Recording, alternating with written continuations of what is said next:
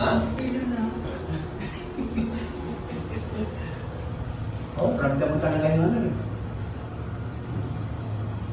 Nakakalulay ka ito, pero pag ikaw ang panila, ano hindi, wala yung iba. Asyo ka dyan.